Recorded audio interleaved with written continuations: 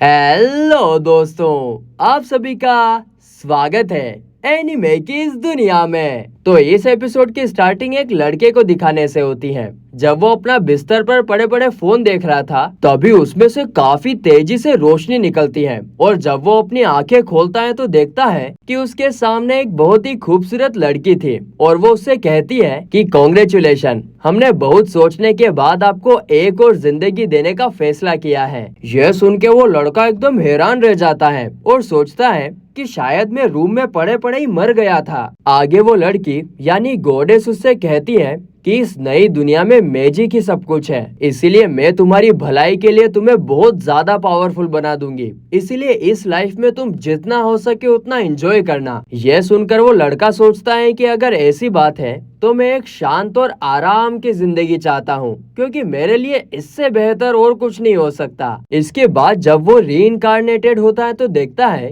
कि वो एक बच्चा है और अभी अभी पैदा हुआ है। वहाँ खड़ी एक मेड कहती है कि महाराज आपको बेटा हुआ है। तो किंग भी बहुत खुश होते हैं और उनकी वाइफ से कहते हैं कि हमने एक हेल्दी बच्चा पैदा किया है और उसके चेस्ट पर रॉयल्टी का मार्क भी है। वो लड़का उन दोनों को देखकर सोचता है कि ये हॉट लड़की और ये हैंडसम अंकल मेरे पेरेंट्स हैं और मैं एक रॉयल फैमिली में पैदा हुआ हूँ। इसका मतलब तो मैं आराम से अपनी जिंदगी जी पाऊंगा। हा, क्या बात है, क्या बात है। तभी किंग वहाँ पर एक मैजिक बॉल लेकर आते हैं और उसके मैजिक पावर को मेजर करने लगते हैं और वो मैजिक बॉल बहुत जोर से चमकने लगता है और ये देखकर किंग कहते हैं कि इसका मैजिक लेवल तो कम से कम 40 या 50 होगा महारानी, क्या बोलती हो। और तभी उस बॉल में लिख कर आता है कि उसका मैजिक पावर सिर्फ 2 है और तो और उसके अंदर किसी एलिमेंट की पावर भी नहीं है। और ये देखकर तो किंग काफी ज्यादा निराश हो जाता है। अब ये सब देखकर किंग कहता है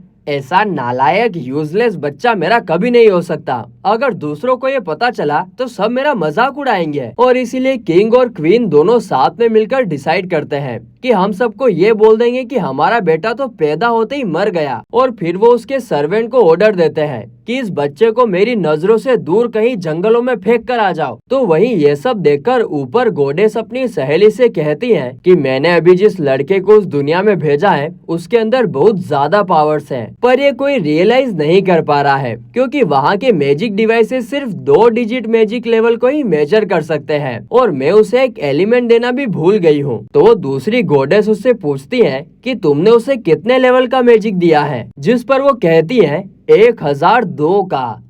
ओह भाई साहब, एकदम भयंकर लेवल का मैजिक है। और वो बेचारी मैजिक बोल तो 2 डिजिट ही मेजर कर पाती है, इसीलिए उसमें लास्ट के 2 नंबर यानी 02 लिखे हुए आए थे। इसके बाद हम देखते हैं कि अपना हीरो जंगल के बीच में अकेला पड़ा हुआ था और एक बेबी होने की वजह से वो मूव भी नहीं कर पा रहा था। अब मरता क्या ना करता, तो वो अपना मैजिक यूज करने की कोशिश करता है और देखते ही देखते वो अपने बैरियर से एक मैजिक बैरियर बनाता है जिससे वो कोई भी शेप बना सकता है। फिर वो अपने चारों तरफ बैरियर बनाकर उससे हवा में उड़ने लगता है। लेकिन तभी वहाँ पर पीछे से एक बहुत बड़ा वोल्फ मॉन्स्टर आता है और उस पर अटैक कर देता है, लेकिन वो उस बैरियर को तोड़ नहीं पाता है। आगे अपना हीरो छोटे छोटे बैरियर्स बनाकर उस पर अटैक करने लगता है, पर इससे उस पर कोई ज्यादा असर होता नहीं है। तो अब वो अपने बैरियर से ट्रीज को उखाड़कर उस पर अटैक करता है, लेकिन अब भी वो वोल्फ फिर से खड़ा हो जाता है। इसलिए ये देखकर अब वो तो हनुमान जी की तरह पर्वत उठाकर उसके ऊपर अटैक करने ही वाला था। लेकिन तभी वो वोल्फ कहती है कि हनुमान जी प्लीज रुक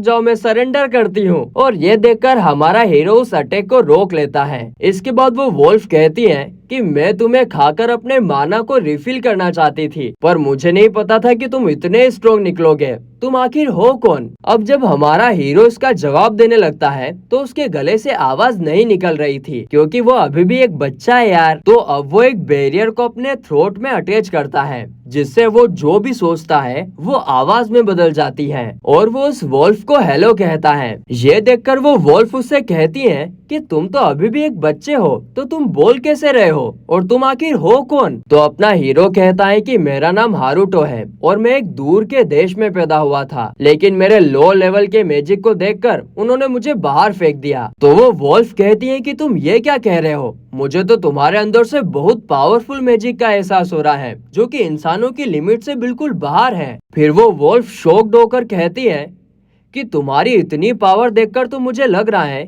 कहीं तुम पिछले जन्म में डीमन लॉर्ड तो नहीं थे? तो अपना हारूटो मन में सोचता है, पिछले जन्म में तो मैं एक नल्ला बेरोजगार घर पर पड़ा पड़ा दिन भर गेम खेलने वाला लड़का था, लेकिन मैं ये किसी को बता नहीं सकता कि मैं एक लूजर था, वरना बेइज्जती हो जाएगी। इसलिए हारूटो कहता है, हाँ हाँ बिल्कुल सही, तुमने सही कहा, मैं डीमन लॉर्ड हूँ। ये सुनकर वो वोल्फ बहुत डर जाती है और कहती है कि तो ये आपकी असली पहचान थी, अब समझ में आया कि आप इतने स्ट्रॉन्ग क्यों हो। इसके बाद वो वोल्फ वहाँ नीचे लेट जाती है और कहती है कि मुझसे बहुत बड़ी गलती हो गई माय लॉर्ड, प्लीज मेरी जान लेकर मुझे माफ कर दीजिए। तो हारूटो कहता है, अरे अरे रुको रुको, ऐसा करना बहुत ज्यादा हो जाएगा, इसलिए जब तक तुम फ्यूचर में मेरे ऊपर अटैक नहीं करती मुझे कोई दिक्कत नहीं है। ये सुनकर वो वोल्फ कहती है कि मेरा नाम फ्लेम है और ये मेरा वादा है कि मैं फ्यूचर में ऐसा कभी नहीं करूंगी। इसके बाद हारूटो उससे कहता है कि तुमसे मिलकर खुशी हुई फ्ले,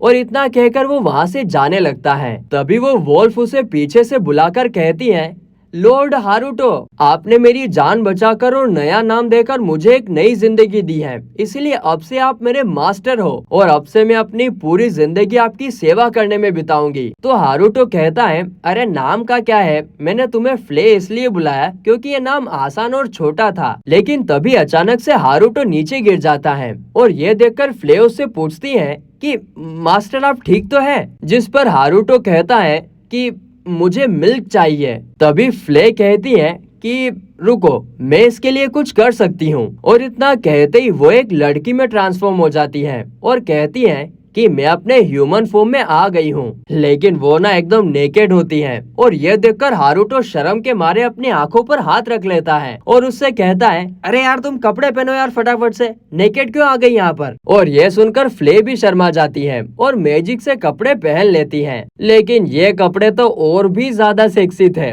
जो देखकर हारूटो के अंदर कुछ कुछ होने लगा। खैर फिर फ्ले कहती है कि आपको मिल्क चाहिए था ना, आ जाइए पिला दूंगी, और इतना कहकर वो फिर से सारे कपड़े उतार देती है। ये देखकर हारूटो कहता है कि तुम बार बार अपने कपड़े क्यों उतार देती हो। जिस पर फ्ले कहती है कि मैं तभी मिल्क निकाल सकती हूँ जब मैं बच्चा पैदा करूंगी, इसीलिए आपको मेरे साथ एक बच्चा पैदा करना होगा। और इतना कहकर वो पागलों की तरह आगे बढ़ने लगती हैं। आए राम राम राम राम राम, तौबा तौबा तौबा तौबा। और ये सीन यहीं पर कट हो जाता है। इसके बाद हम देखते हैं कि फ्ले को अपनी गलती का एहसास हो गया था और इसीलिए वो हारूटो से माफी मांग रही थी। तभी फ्ले को वहाँ किसी के आने का एहसास होता है, तो वो हारूटो से पूछती है कि क्या मैं उसे मार दूं? जिस पर हारूटो कहता है कि नहीं नहीं, पहले उससे बात करने की कोशिश तो करो कि वो क्या चाहता है। और फिर हारूटो फ्ले के कान के पास एक बैरियर सेट कर देता है जिससे उसकी आवाज फ्ले तक पहुंच सके। तो वो आदमी जिसकी आवाज आ रही थी वो सामने आता है, तो फ्ले उससे पूछती है कि तुम्हें क्या चाहिए। जिस पर वो आदमी कहता है कि मैं उस बच्चे के लिए आया हूँ। और ये सुनकर फ्ले कहती है कि मैंने उन्हें अपना मास्टर बना लिया है, इसीलिए वो मेरे हैं। ये सुनकर हारूटो मन में कहता है, क्या मैंने कब इसको मास्टर बनाने की बोला, कुछ भी। आगे वो आदमी कहता है कि वो लड़का मेरे एक रिलेटिव का बच्चा है और कुछ सिचुएशन की वजह से उसे बाहर फेंक दिया गया है, इसीलिए मैं उसे बचाने आया हूँ। और मुझे पता था कि उसे भूख लगी होगी, इसीलिए मैं उसके लिए मिल्क भी लेकर आया हूँ। जिस पर फ्ले कहती है कि क्या तुम्हें पहले से ही पता था कि मैं इसे मिल्क नहीं दे सकती, इसीलिए ये सब तुम्हारा प्लान था? तो वो आदमी कहता है कि तुम्हारे मिल्क से मुझे कोई लेना देना नहीं है, पर लगता है कि तुम उस बच्चे को पालने के लिए फिट नहीं हो। जिस पर फ्ले पूछती है कि वो सब तो ठीक है, लेकिन तुम्हें इस बच्चे की इतनी फिक्र क्यों है? तो वो आदमी कहता है कि मेरी वाइफ एक बार प्रेग्नेंट थी, लेकिन हमारा बच्चा इस दुनिया में आने से पहले ही मर गया और उस बच्चे को मैजिक ना होने की वजह से बाहर कर दिया गया। पर मेरे लिए मैटर नहीं करता है क्योंकि इस दुनिया में सभी बच्चों को जीने का हक है। यह सुनकर फ्ले इमोशनल हो जाती है और रोने लगती है। जिस पर वो आदमी कहता है कि क्यों ना हम एक डील करें, अगर तुम चाहो तो मैं तुम्हें इसका पर्सनल अटेंडेंट बना सकता हूँ। तो फ्ले कहती है कि मुझे ये मंजूर है, मैं हमेशा अपने मास्टर के साथ रहूंगी। इसके बाद वो लोग वहाँ पर हारूटो की नकली मौत का सुराग छोड़कर निकल जाते हैं। और फिर ऐसे ही 9 साल बीत जाते हैं और हारुतो अब बड़ा हो चुका होता है। वो बेड पर पड़ा पड़ा कहता है कि पहले मेरा प्लान था सिर्फ मिल्क मिलने के बाद यहाँ से निकल जाने का, लेकिन इतने अच्छे लोगों के बीच रहकर मुझे जाने का मन ही नहीं किया। लाइफ तो काफी अच्छी है, लेकिन मेरी लाइफ में एक प्रॉब्लम है। मेरी छोटी सी क्यूट सी सिस्टर जो मुझसे नफरत करती है। उसकी सिस्टर का नाम शार्लोट होता है। आगे जब शार्लोट और फ्ले खेल रहे थे तब हारुतो उन्हें देख रहा था। तभी उसकी मोम आकर उससे कहती है कि तुम इतना परेशान मत हो। शायद शार्लोट बड़ी उम्र के लड़कों से थोड़ी शर्मीली है, इसीलिए तुमसे बात नहीं करती है। लेकिन मेरे पास एक आइडिया है, क्यों ना तुम उसके लिए कुछ स्पेशल करो। अगर तुम उसे ये दिखा सको कि तुम कितने अच्छे भाई हो तो इससे उसका मन जरूर बदलेगा।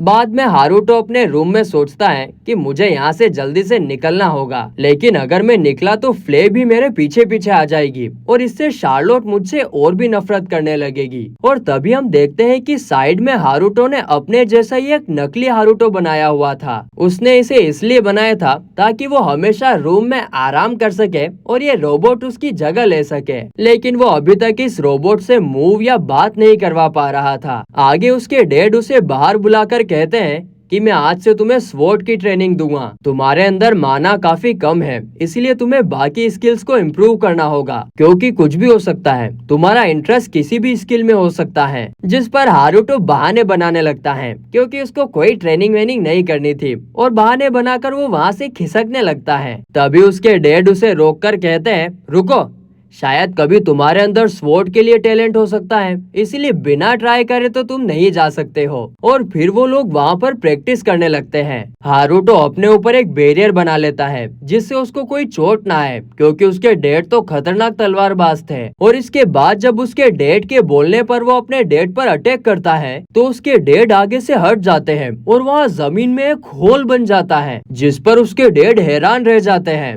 फिर वो कहते हैं कि मैं तुम्हारे ऊपर एक अटैक करने वाला हूँ, इससे बचने की कोशिश करना। और जब वो उस पर अटैक करते हैं तो हारुतो बड़ी ही अमेजिंग स्किल्स दिखाकर वहाँ से कूदकर निकल जाता है, जिसे देखकर उसके डैड कहते हैं कि इस अटैक से तो किसी 30 लेवल वाले इंसान का बचना भी नामुमकिन है। और ये सुनकर हारुतो मन में सोचता है कि हाँ, मुझे भी अपने लेवल के बारे में थोड़ा शक हुआ था। एक टाइम पर मुझे भी लगा था कि शायद मेरा मैजिक 100 से भी ऊपर होगा, लेकिन जब मैंने अपने मैजिक को मेजर किया तब वो 2 का 2 ही आया। और एक इंसान का हाईएस्ट मैजिक लेवल 77 तक जा सकता है, और इसलिए मुझे लगा कि ये इम्पॉसिबल है। हाँ, लेकिन मेरे पास कोई मैजिक एलिमेंट ना होने के बाद भी मैं मैजिक बैरियर से कुछ भी कर सकता हूँ, और शायद यही उस गॉडेस की दी हुई पावर है। इसके बाद उसके डैड थोड़ा कुछ सोचकर फिर से ट्रेनिंग को कंटिन्यू करते हैं। आगे रात होने पर उसके डैड और मोम बात कर रहे थे, जहां उसके डैड कहते हैं कि आज मैंने हारुतो को स्वॉर्ड की ट्रेनिंग दी थी और ट्रेनिंग देखने के बाद मुझे ऐसा लगा कि वो एक रिटर्न डीमन हो, क्योंकि रॉयल फैमिली में ऐसा बहुत रेयर होता है, पर ये उनका सीक्रेट है। जिस पर उसकी मोम कहती है, लेकिन हमारे हारुतो के पास तो कोई टेल या फिर हॉर्न तो है ही नहीं, फिर वो डीमन कैसे हो सकता है। जिस पर उसके डैड कहते हैं कि हाँ, ये बात तो सही है, लेकिन ऐसा माना जाता है कि रॉयल फैमिली के इंसिग्निया में ऐसी पावर है जो आज तक समझा नहीं जा सका है। और शायद यही वजह है कि फ्ले हारुतो को अपना मास्टर भी मानती है। तो उसकी मोम कहती है कि नहीं, हारुतो एक आम लड़का है और कुछ भी नहीं। जिस पर उसके डैड कहते हैं कि हाँ, मैं भी यही मानना चाहता हूँ, और चाहे जो भी हो हम अपने बेटे को एक अच्छी लाइफ देंगे। तो वही शार्लोट भी सोते हुए ये सब सुन रही थी और वो भी मन में यही कह रही थी कि हारुतो डीमन नहीं हो सकता है। और फिर गाइस, इसी के साथ ये एपिसोड यहीं पर खत्म होता है।